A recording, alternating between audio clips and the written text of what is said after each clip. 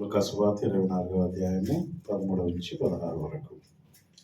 ఇదిగో ఆ దినమందే వారిలో ఇద్దరు యెరూషలేమునకు ఆమడ దూరమునున్న ఎమ్మాయి అను ఒక గ్రామమునకు వెళ్ళుచు జరిగిన సంగతులన్నిటిని గూర్చి ఒకరినొకరు సంభాషించుచుండిరి. వారు ఆలోచించుకొనుచుండగా యేసు తానే దగ్గరికి వచ్చి వారితో కూడా నడిచెను. దేవుడు తన వాక్యాన్ని దీవించునుగాక. ఆమేన్. విశ్వాస కవచమును ధరించుచు ఆ రాజు నాజ్ఞమదిని నిల్పుచు, ఈ విశ్వాస కవచమును ధరించుచు ఆ రాజు నాజ్ఞమదిని నిల్పుచు, అనుదినంబు శక్తిని పొందుచున్న వారమై, అనుదినంబు శక్తిని పొందుచున్న వారమై యేసుతో టీవిగాను పోదము, యేసుతో టీవిగాను పోదమా. అటుగా వచ్చు వైరు గెల్వరు, యుద్ధనాదంబుతో పోదమా, యుద్ధనాదంబుతో పోదమా. త్రిత్వదేవుని మహిమ ఆశీర్వాదము మనందరకు తోడుగా ఉండి నడిపించును గాక. ఆమేన్. అందరికీ మరణాత. ఎలా ఉన్నారమ్మా?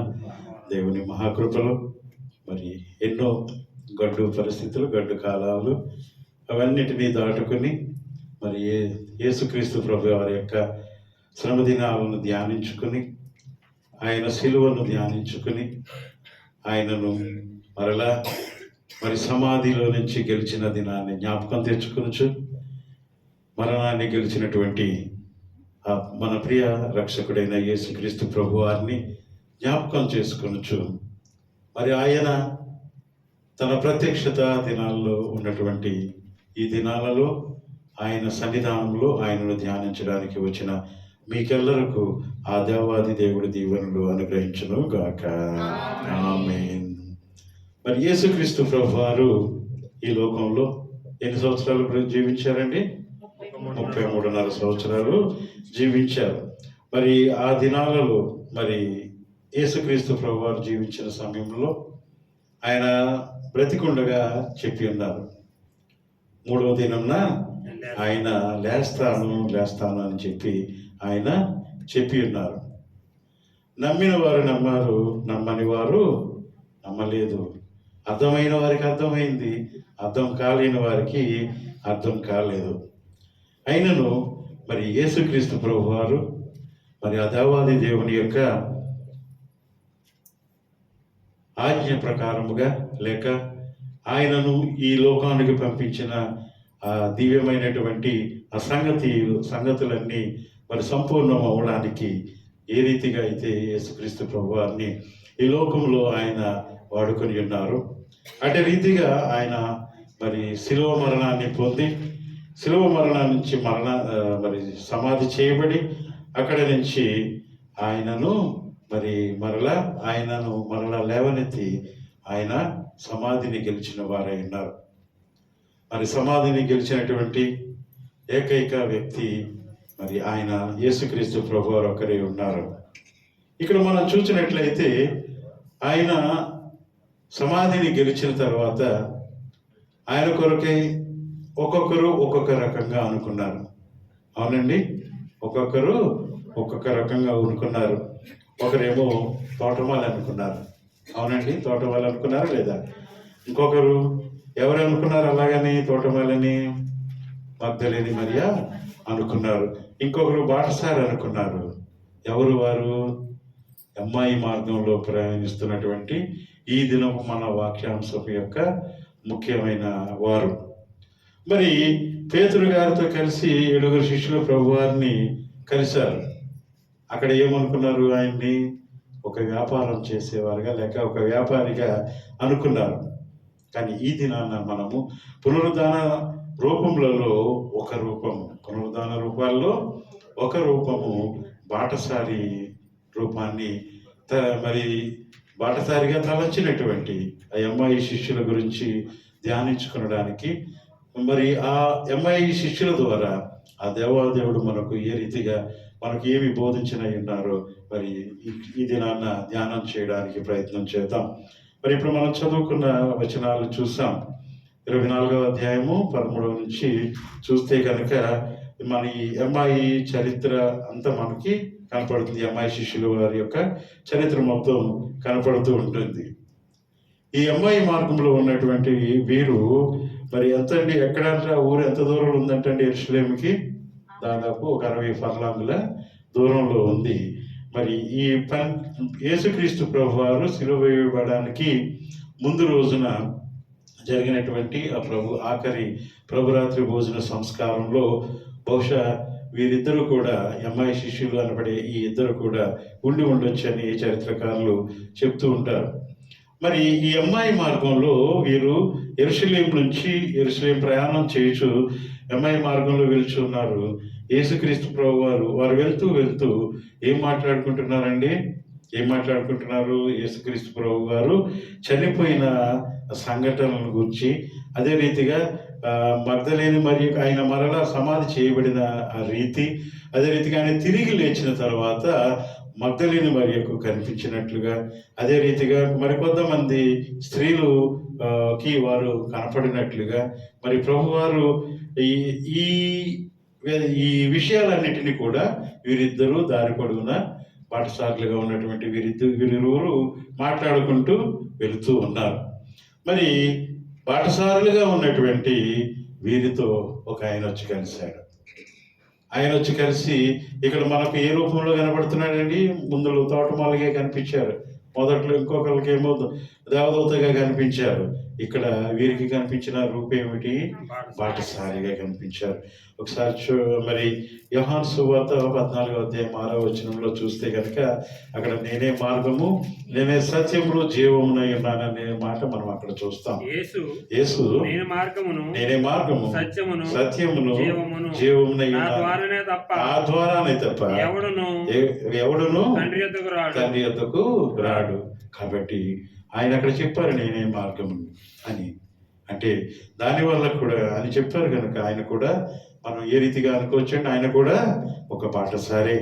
మరి మనందరినీ కూడా ఈయన ఎలాంటి బాటసారి అంటే మనందరినీ కూడా పరలోకానికి నడిపించేటువంటి ఒక బాటసారి. ఎవరండి? పరలోకానికి నడిపించేటువంటి బాటసారి, సత్య మార్గంలో నడిపించేటువంటి బాటసారి, మధ్య మార్గంలో నడిపించేటువంటి బాటసారి, నిత్య మార్గంలో నడిపించేటువంటి ఒక బాటసారి. అదే రీతిగా మనల్ని మహిమ మార్గంలో నడిపించేటువంటి ఒక బాటసారిగా మనకు ఆ దేవాది దేవుడు ఇక్కడ మనకి కనిపిస్తూ ఉన్నాడు. కాబట్టి అమ్మాయి మార్గంలో కనిపించినటువంటి లేక యేసుక్రీస్తు ప్రభు వారు కలిసినటువంటి ఈ అమ్మాయి మార్గము ఇద్దరు శిష్యులకు గురించి ఇది మనం కొద్దిగా సమయానుకూలాన్ని బట్టి మనం వారి వరకు డిస్కస్ చేయడానికి ప్రయత్నం చేద్దాం. మొట్టమొదటిగా చూసినట్లయితే కనుక వీరి అనుభవాల్లో మొట్టమొదటి అనుభవం ఏమిటయ్యా అంటే ఒకసారి చూడండి 24:15 వచనం, లూకా సువార్త 24:15 వచనంలో వారు సంభాషించుచు ఆలోచించుకుని చూడగా యేసు తానే దగ్గరకు వచ్చి వారితో కూడా ఏం జరిగిందంటే అక్కడ వారితో కూడా అంటే అమ్మాయి శిష్యులతో పాటు వారితో పాటు కూడా నడిచిన వారై ఉన్నారు. ఆయన మొట్టమొదటిగా మరి అక్కడ ఆయన వారితో పాటు నడిచారు. మనం నడుస్తూ ఉంటాం, మనతో కూడా ఆయన నడుస్తూ ఉంటాడు. కానీ ఆయన నడకను మనము కానుకోలేని స్థితిలో ఉన్నాం. ఎందుకంటే మనకు లోకజ్ఞానం ఎక్కువ, లోకనేత్రాలు చాలా చక్కగా కనబడతాయి. దైవజ్ఞానం బహు తక్కువ, మరి ఆత్మీయ నేత్రాలు ఎప్పుడూ మూసుకునే ఉంటాం.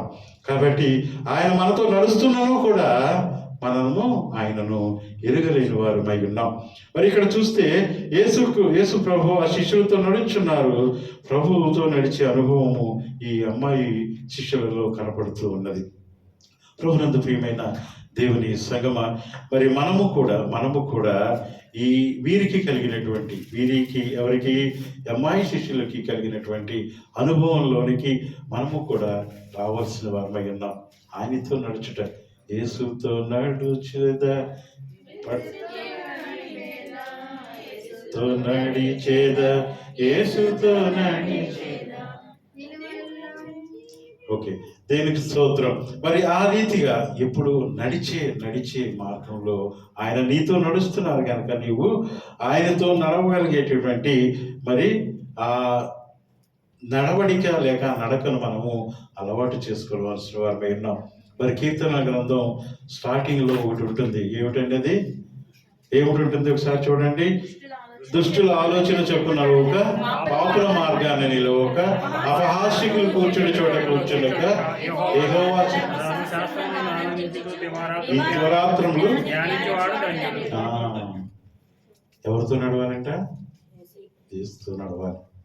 ఆయనతో నడిచేవారు నిత్యము దేవుని సంఘంతో మరి నడిచేవారు ఆయన ఆశీర్వాదాన్ని పొందేవారు.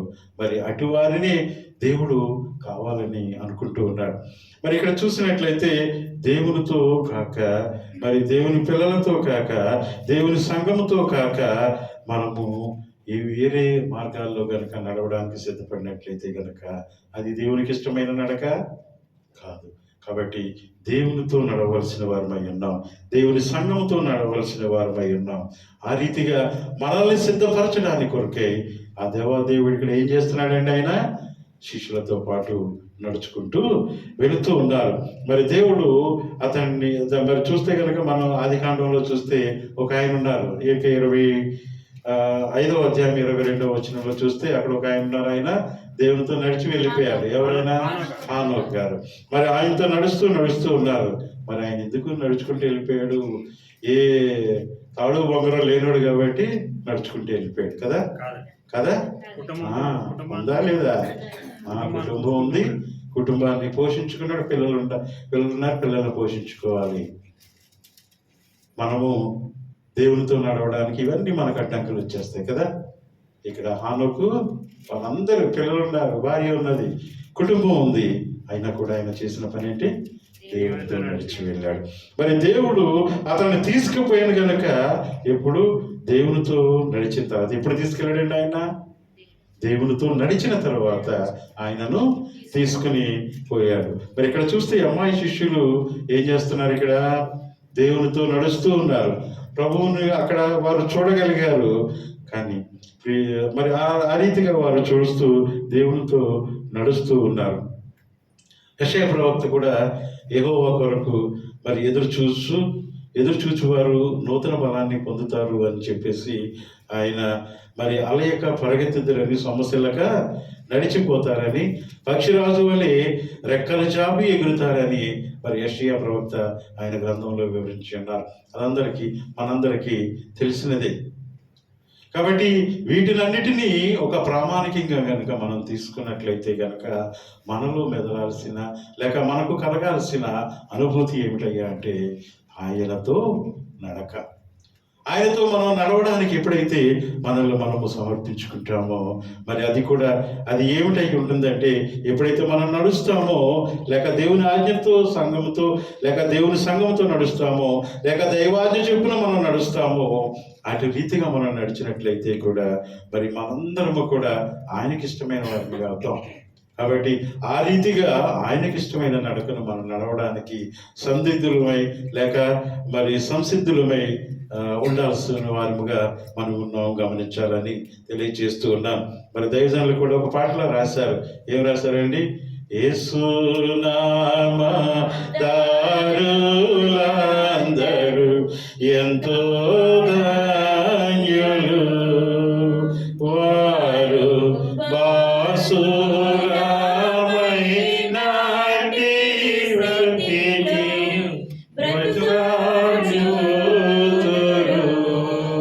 కూర్చుని పాడండి. హానోకు వలెనే దేవుని హత్తియుందురు, వారు ఏనాడు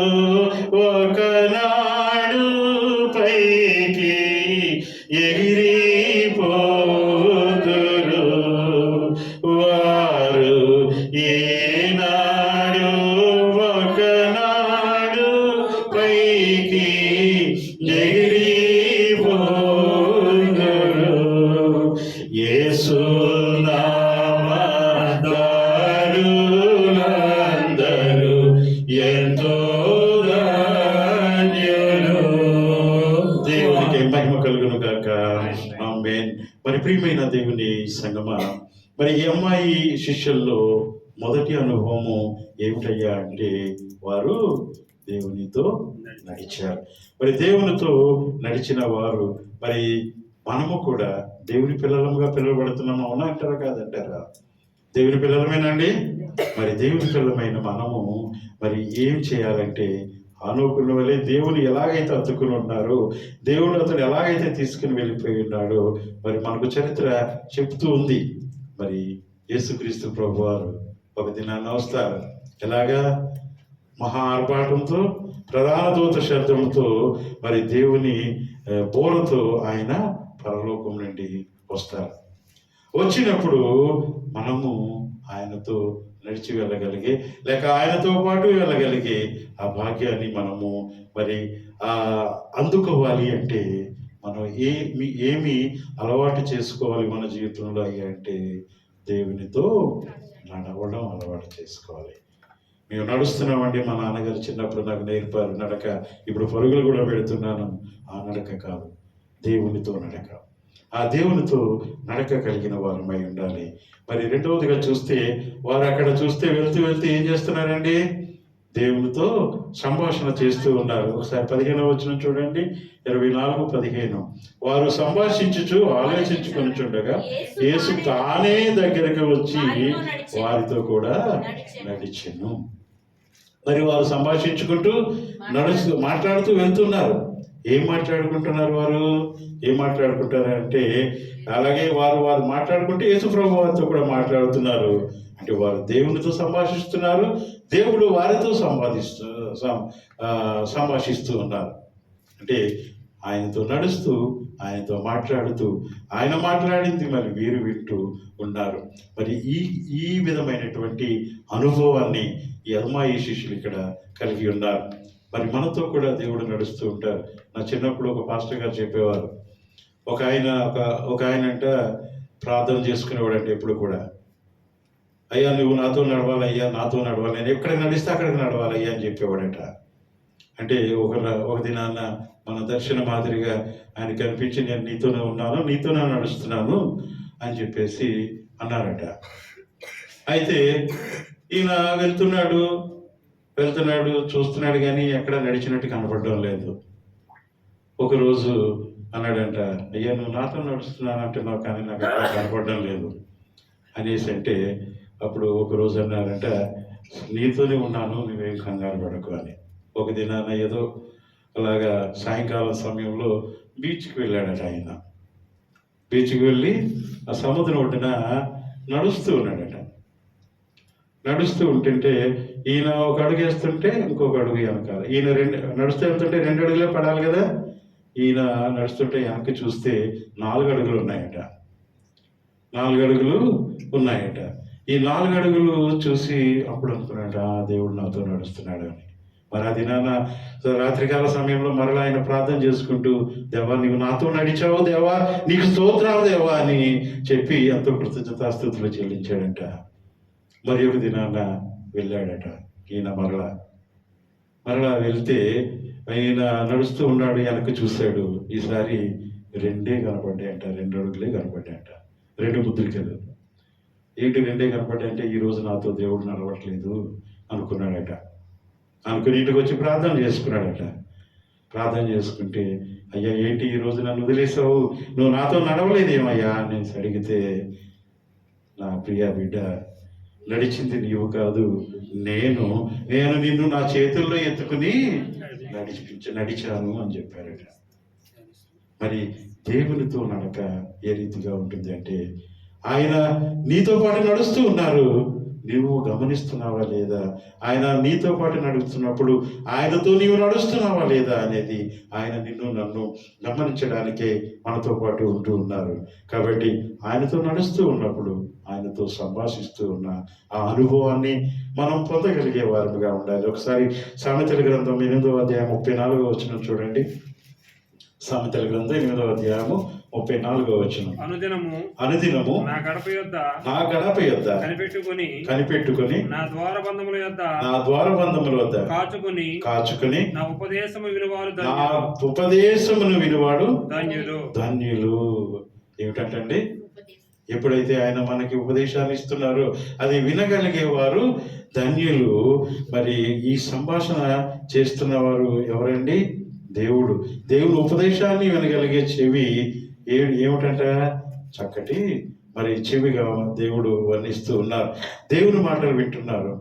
మరి నేటి క్రైస్తవ సమాజము లేక క్రైస్తవ సంఘాలు ఈ అనుభవంలోకి వస్తున్నాయా? ఈ అనుభవంలో ఉంటున్నాయా? ఆయన మాటలు వినగలుగుతున్నారా? ఆయనతో నడవగలుగుతున్నారా? మరి మన సంగతి ఏమిటి? మనము కూడా మరి ఏ రీతిగా మరి అమ్మాయి శిష్యులతో ఆయన నడుస్తూ ఆ వారితో సంభాషిస్తూ ఉన్నారు, ఆ అనుభవంలోనికి మనం వెళ్ళగలుగుతున్నామా? ఆ అనుభవంలోకి మనం వెళ్ళగలగాలి అంటే ఆయనకు ఖచ్చితంగా మనము మరి ఎంతో ప్రియముగా మనం ఉండవలసిన వారమై ఉన్నాం. ఆయన ఇక్కడ ఏమంటున్నారు? నా గడప యొద్ద నా ద్వారబంధం యొద్ద కాచుకుని నా ఉపదేశము వినేటువంటి వారు ధన్యులు. మరి ఆయన మాటను మనం వినగలిగితేనంట మనం ధన్యులం. ఆయన ఎక్కడ చెప్తున్నాడు? ఈ మాటలన్నీ నీ గుమ్మపు ద్వారం వద్ద చెప్తున్నాడు, నీ గడప దగ్గర నీకు చెప్తూ ఉన్నారు. మరి ఆ రీతిగా మనం ఆయన మాటను వినగలిగే భాగ్యాన్ని మనకు కలుగు చేయను కాక. మేము గమనించండి, దేవుని పిల్లలుగా ఉన్నటువంటి మనము ఆయన గడప యొద్ద కనిపెట్టుకునవలసిన వారమై ఉన్నాం. ఆయన మాటను వినగలిగేటువంటి చెవులు కలిగిన వారమై ఉండవలసిన వారమై ఉన్నాం. అందుకనే యోహాను గారు ప్రకటన గ్రంథం రాస్తూ ఏమన్నారు? మరి ప్రకటన గ్రంథంలో ఉన్న 7 సంఘాలకి దేవుడిచ్చిన మాటను ఆయన చెప్తూ ఏమంటున్నాడు? ఆత్మ సంగములతో చెప్పు మాట ఎవరటండి? నా చెవి గలవాడు వినుగాక. మరి దేవుని ఆత్మ మనతో మాట్లాడుతూ ఉంది. దేవుడు మనతో నడుస్తూ ఉన్నాడు. మరి నడకను మనము కానుకోలేకపోయినా ఆయన మాటను, ఆయన ఆత్మను మరి మనం వినగలిగిన వారమైతే కనుక మరి ఆయన మనకు ఏ కారణంతో అయితే మనలను ఆయన సృజించి ఉన్నారో, మనల్ని పోషించుచున్నారో ఆ కార్యము నెరవేరినట్లుగానే చూస్తూ ఉన్నారు. మరి దేవదాసయ్య గారు రాశారు కదా, మరి ఏమన్నారండి? ఉన్నదా వెనకాల ఏమన్నా ఉందండి? ఏమన్నా ఉందా? చదవండి ఒకసారి పైన. ఏముంది? దేవా నా కనపడము. ఇది ఏదో నోటికి వచ్చినది కాదండి. అది ఎవరైనా స్వానుభవంలో నుంచి అవి చెప్పే మాటలు. మరి అయ్యగారికి కలిగినటువంటి ఆ అనుభవాన్ని ఆయన ఏం చెప్పారు? ఒక ప్రార్థనగా, ఒక సూక్ష్మ ప్రార్థనగా మనకు నేర్పించిన వారు విన్నారు. దేవా నాకు కనపడము, నాతో మాట్లాడము.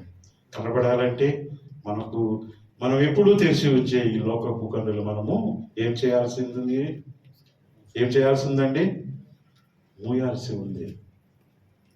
మూస్తే అప్పుడు ఏ కన్నులు తెరవబడతాయి? ఆత్మీయ కన్నులు తెరవబడతాయి. దేవా నాతో మాట్లాడము. ఆయన మాట్లాడుతున్నారు.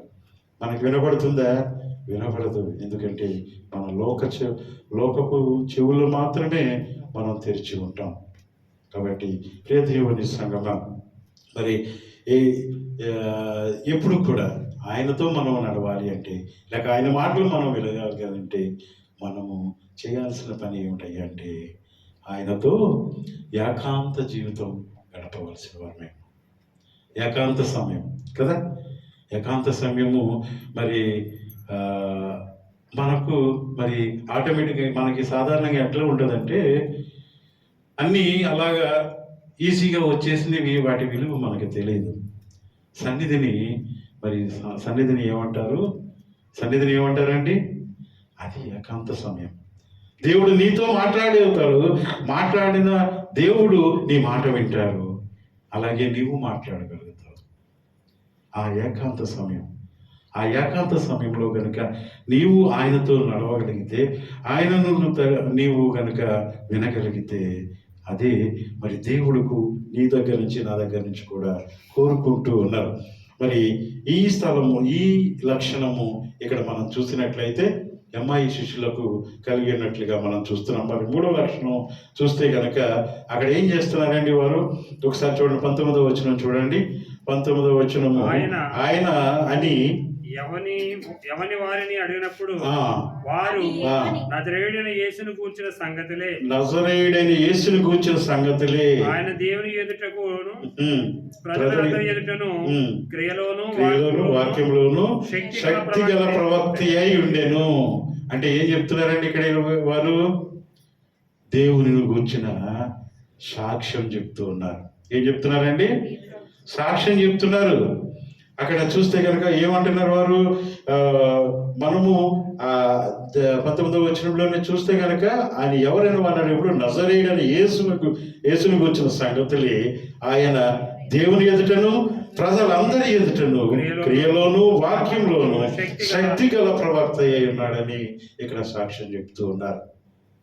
మరి నీవు నమ్ముకుంటున్న దేవుడు, నీవు ఆశ్రయించిన దేవుడు, నిన్ను ఆదరించిన దేవుడు, నిన్ను ఆశీర్వదిస్తున్న దేవుడిని మరి నీవు మరి ఒప్పుకుంటూ ఉన్నావా? ఆ రీతిగా మరి నీవు సాక్ష్యం చెప్పే స్థితిలో నీవు ఉన్నావా? మనం సాక్ష్యం చెప్తున్నాము అంటే మన జీవితము ఒక సాక్ష్యంగా ఉండాలి.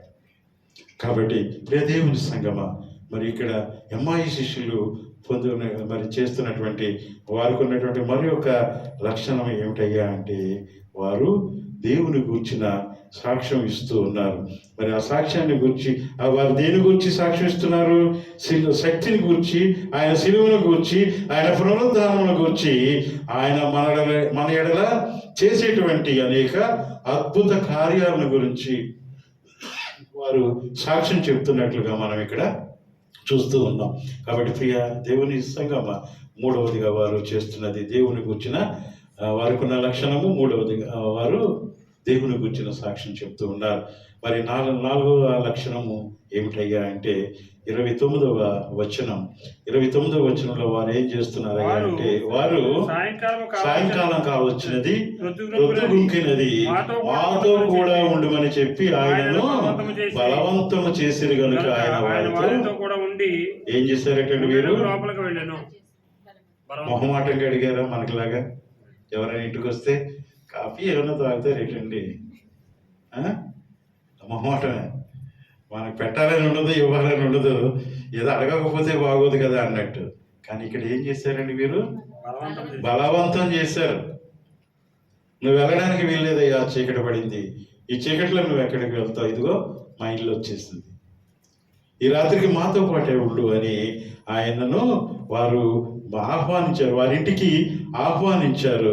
వారింటిలో ఆహ్వానించేటువంటి గొప్ప లక్షణాన్ని కలిగి ఉన్నారు.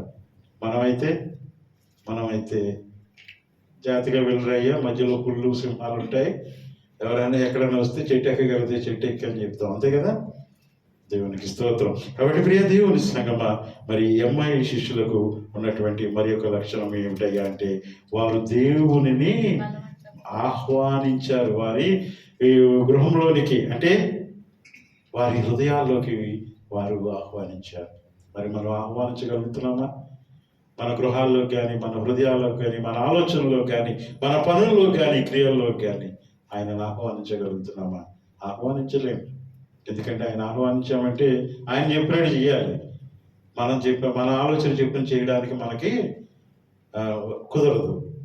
కానీ ఇక్కడ వారి నుంచి మనం నేర్చుకోవాల్సినది ఏంటంటే, ఆయనను ఆహ్వానించే లక్షణాన్ని మనం అలవర్చుకోవాల్సిన వారు ఉన్నాం. మరి 5వ లక్షణం చూస్తే కనుక 30వ వచనంలో కనుక చూస్తే, ఆయన వారితో కూడా భోజనమునకు కూర్చున్నప్పుడు ఒక రొట్టెను పట్టుకొని స్తోత్రం చేసి దాన్ని విరిచి పంచిపెట్టగా చూస్తే కనుక, ఇక్కడ చూస్తే ఆహ్వానించడమే కాకుండా ఏమిచ్చారండి వారికి? ఆయనకు ఆతిథ్యం ఇచ్చారు కదా, ఆతిథ్యం ఇచ్చారు.